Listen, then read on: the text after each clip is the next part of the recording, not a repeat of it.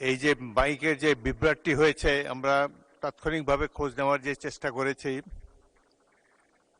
2024 সালের 5ই আগস্ট তারিখে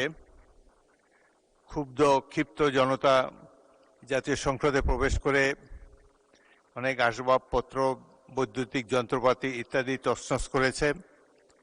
এই কারণেই ক্রমাগত মাইকে বিভ্রাট দেখা যাচ্ছে। আরেকটি কারণ হলো এই ফ্যাসিস্ট সরকারের আমলে 2022 সালে এই মাইক সিস্টেম, সংসদের অভ্যন্তরের মাইক সিস্টেমটি স্থাপিত করা হয়। যারা এটি স্থাপন করেছে তাদের অ্যাটল কোনো ওয়ারেন্টি ছিল কিনা, মাইকের কার্যকারিতা কতদিন থাকবে এ সম্বন্ধে কোনো কাগজপত্র ইত্যাদি পাওয়া যাচ্ছে না। বোঝা যাচ্ছে যে অত্যন্ত হেলাফেলার সাথে এই বিশাল কাজটি সম্পন্ন করা হয়েছে। সংসদ কর্তৃপক্ষ আমেরিকার সেই কোম্পানির সাথে যোগাযোগ করার চেষ্টা করেছে। তারা এসে এই সংসদীয় মাইক ব্যবস্থা রিপেয়ার করার জন্য তাদের কোনো আগ্রহ নাই এবং তারা অ্যাভয়েড করে যাচ্ছে ক্রমাগত।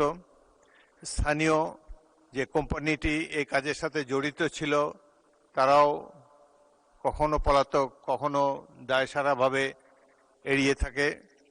তো আমি সংসদের সচিবকে নির্দেশ দিয়েছি এ ব্যাপারে একটি ইনকোয়ারি করে প্রকৃত সত্য জানাবার জন্যে।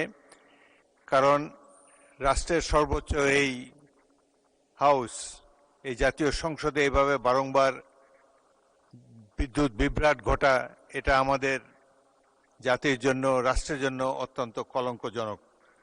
এগুলো যাতে আর না হয় সেজন্য আমরা সবাই মিলে চেষ্টা করতে হবে। আরেকটা, তারা আমাকে জানিয়েছে যে আবারও যদি মাইকে বিভ্রাট হয় তাহলে 15-20 মিনিটের মধ্যে তারা লুজ কানেকশনকে আবার প্রতিস্থাপিত করে শুরু করতে পারে। সুতরাং যদি দ্রুত এটা আবার বিভ্রাট দেখা যায় তাহলে আমরা আবার বিরতি দিতে হতে পারে। অত্যন্ত